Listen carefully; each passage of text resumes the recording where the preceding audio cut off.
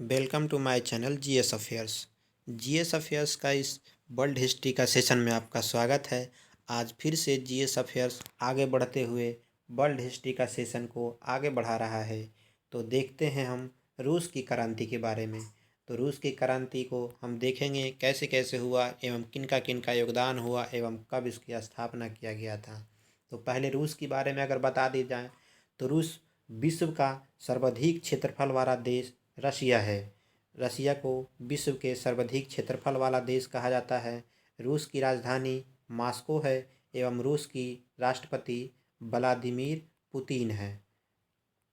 Vladimir Putin रूस की राष्ट्रपति है।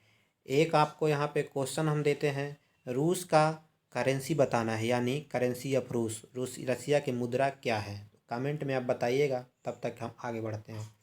समाजवाद शब्द का प्रयोग सर्वप्रथम रॉबर्ट ओवन ने किया था। वह वेल्स का रहने वाला था जो समाजवाद का सर्वप्रथम उपयोग किया था यानी प्रयोग किया था। नेक्स्ट है, आदर्शवादी समाजवाद का प्रवक्ता रॉबर्ट ओवन को माना जाता है। तो आदर्शवादी समाजवाद के रूप में किसको माना जाता है? यही व्यक्ति जो रॉबर्ट ओवन है वो वेल्स का रहने वाला था जिसने समाजवाद शब्द का प्रयोग किया था। वैज्ञानिक समाजवाद का संस्थापक कार्ल मार्क्स को जाना जाता है, जो दास कैपिटल का लेखक हैं। कार्ल मार्क्स उसको जाना जाता है। वैज्ञानिक समाजवाद, ये ध्यान रखिएगा, वैज्ञानिक समाजवाद और समाजवाद कहे तो रॉबर्ट ओवन को एवं आदर्शवादी समाजवाद कहे तो भी रॉबर्ट ओवन को, लेकिन वैज्ञानिक समाजवाद कहें तो कार्ल मार्क्स को जाना जाता है। कार्ल मार्क्स जर्मनी का निवासी था। कार्ल मार्क्स ने दास कैपिटल और कम्युनिस्ट मैनिफेस्टो नामक पुस्तक लिखा था। ये काफ़ी इम्पोर्टेंट पुस्तक है। कार्ल मार्क्स के द्वारा दास कैपिटल एवं कम्युनिस्ट मैनिफेस्टो नामक पुस्तक लिखा गया था। किसके द्वारा लिखा गया था? तो कार्ल मार्क्स के द्वारा लिखा गया था। नेक्स्ट है, फ्रांसीसी साम्राज्यवाद का जनक सेंट साइमन को माना जाता है। तो फ्रांसीसी जो साम्राज्यवाद का जनक के रूप में, जन्मदाता के रूप में माना जाता है, वो सेंट साइमन को माना जाता है। नेक्स्ट है, लंदन में फेबियन सोसाइटी की स्थापना 1884 में हुआ था। तो फेबियन सोसाइटी है जो लंदन में स्थापना किया गया था। कब किया गया था? तो 1884 में किया गया था। नेक्स्ट है, दुनिया के मजदूरों एक हो का नारा किसने दिया था? तो कार्ल मार्क्स ने दिया था। दुनिया के मजदूरों सभी, यानी पूरा वर्ल्ड का मजदूर हो वो एक हो जाओ, किसके द्वारा बोला गया था? तो कार्ल मार्क्स के द्वारा बोला गया था। कार्ल मार्क्स की दो पुस्तक है, ये काफ़ी महत्वपूर्ण पुस्तक है, Das Kapital of communist manifesto. ये याद कर लीजिएगा, उसको जेहन में माथा में ठूस लीजिएगा। आगे चलते हैं। रूस की शासक को जार कहा जाता है। जार का किसे कहा जाता है? रशिया के शासक को जार कहा जाता है। जहाँ जारशाही व्यवस्था मार्च 1917 में समाप्त हुई थी। जारशाही व्यवस्था जो है वो समाप्त हो गया था 1917 में। 1917 में जारशाही व्यवस्था समाप्त हो गया था। नेक्स्ट है, जार मुक्ति दाता के नाम से अलेक्जेंडर द्वितीय को जाना जाता है। जो मुक्ति प्रदान करने वाले हैं, मुक्तिदाता के रूप में है। जो जन्मदाता को जो जन्म देता है उसको जन्मदाता एवं मुक्तिदाता, ये जार जो प्रथा था, इस प्रथा से मुक्ति किसको माना जाता है? तो मुक्तिदाता अलेक्जेंडर द्वितीय को माना जाता है, जो जार का मुक्तिदाता के रूप में माना जाता है। रूस के अंतिम जार शासक का अगर बात की जाए तो जार निकोलस द्वितीय था। रूस की जो अंतिम जार शासक था, जो जार निकोलस द्वितीय था। रूस के अंतिम जार शासक जार निकोलस द्वितीय था। 1917 में हुई रूसी क्रांति का तत्कालीन कारण प्रथम विश्व युद्ध में रूस की पराजय था। रूस की पराजय हो गया था प्रथम विश्व युद्ध में, यानी प्रथम विश्व युद्ध कब से कब तक चला था? 1914 से 18 तक चला था प्रथम विश्व युद्ध। तो उसी समय रसिया का पराजित हो गया था। उसी उसका तत्कालीन कारण रूस की जो क्रांति हुआ था यह तत्कालीन कारण था। नेक्स्ट है, 7 नवंबर 1917 को बोल्शेवी क्रांति के नेता लेनिन ने किया था। आगे लेनिन का भी नाम आया है। तो लेनिन जो बोल्शेवी क्रांति का नेता थे यानी लीडर थे, जो 1917 में हुआ था, उसका लीडर किसके द्वारा किया जा रहा है? तो लेनिन के द्वारा किया जा रहा है। लेनिन ने चेका का संगठन ट्रॉट्स्की ने किया था। यानी लेनिन ने चेका का जो संगठन था ट्रॉट्स्की ने किया था।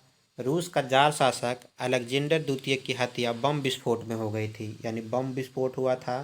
जो रूस का शासक था अलेक्जेंडर द्वितीय, वो बम विस्फोट में मतलब कि उनकी हत्या हो गई थी, मतलब कि उनका फाइल निपटा गया था। एक जार, एक चर्च और एक रूस का नारा जार निकोलस द्वितीय के द्वारा दिया गया था। किसके द्वारा दिया गया था? ये एक जार, एक चर्च और एक रूस का नारा किसके द्वारा दिया गया था? तो जार निकोलस द्वितीय के द्वारा दिया गया था। जार निकोलस द्वितीय के द्वारा एक चर्च, एक जार और एक रसिया का नारा दिया गया था। किसके द्वारा? जार निकोलस द्वितीय के द्वारा। तो नेक्स्ट है रूस में सबसे अधिक जनसंख्या स्लाव लोगों की थी, मतलब स्लाव लोग वहाँ का लोग हैं, उसका संख्या सर्वाधिक था रशिया में। अन्ना कैरोलिना के लेखक लियो टॉलस्टॉय थे। लियो टॉलस्टॉय अन्ना कैरोलिना के लेखक थे, जिनका नाम लियो टॉलस्टॉय था। शून्यवाद का जनक तुर्गनेव को माना जाता है। ये काफ़ी इम्पोर्टेंट है। ये शून्यवाद का जनक किसको माना जाता है? तो तुर्गनेव को जाना जाता है। तुर्गनेव शून्यवाद का जनक, इसको याद रखिएगा। नेक्स्ट है रूसी साम्राज्यवाद का जनक प्लेखानोव को माना जाता है। प्लेखानोव को क्या जाना जाता है? रूसी साम्यवाद का जनक के रूप में जाना जाता है। तो कौन जाना जाता है? ये दोनों टर्म इम्पोर्टेंट हो जाता है एग्जाम ऑफ व्यू से। नेक्स्ट है सोशल डेमोक्रेटिक दल की स्थापना 1903 में शुरू हुई थी, मतलब रूस में हुई थी, रूस में हुआ था। क्या चीज़? सोशल डेमोक्रेटिक दल की स्थापना कब हुआ था? तो 1903 में हुआ था। कहाँ हुआ था? रशिया में हुआ था। यह दल दो गुटों में विभाजित था। जो दल का स्थापना हुआ था सोशल डेमोक्रेटिक दल, ये दो गुटों में इसका विभाग था। प्रथम गुट का नाम है बोल्शेविक एवं दूसरे गुट का नाम है मेंशेविक। बोल्शेविक मेंशेविक किसका दो भाग है? तो सोशल डेमोक्रेटिक दल का। एवं सोशल डेमोक्रेटिक दल की स्थापना कब हुआ था? तो 1903 में हुआ था। आगे है बोल्शेविक का अर्थ है बहुसंख्यक एवं मेंशेविक का अर्थ है अल्पसंख्यक। ये दोनों, जैसे ये देख लीजिए यहाँ पर बो है लगा हुआ, तो बो से बड़ा हुआ है तो बहुसंख्यक, यहाँ बा से है तो बहुसंख्यक का इसका। एवं मेंशेविक यानी मिनिमम है, छोटा है, तो इसको अल्पसंख्यक के रूप में इसका अर्थ होता है। आगे है बोल्शेविक दल का नेता लेनिन था। जो बोल्शेविक दल का नेता था यानी बहुसंख्यक दल के नेता थे जो लेनिन थे। नेक्स्ट है 16 अप्रैल 1917 को लेनिन ने रूस की क्रांतिकारी योजना प्रकाशित की, जो अप्रैल थीसिस के नाम से भी जाना जाता है। तो लेनिन के द्वारा जो क्रांतिकारी योजना था उसको किस नाम से जाना जाता है? तो अप्रैल थीसिस के नाम से भी जाना जाता है। वह हुआ था 16 अप्रैल 1917 को। नेक्स्ट है 1921 में लेनिन ने रूस की नई आर्थिक नीति लागू किया था।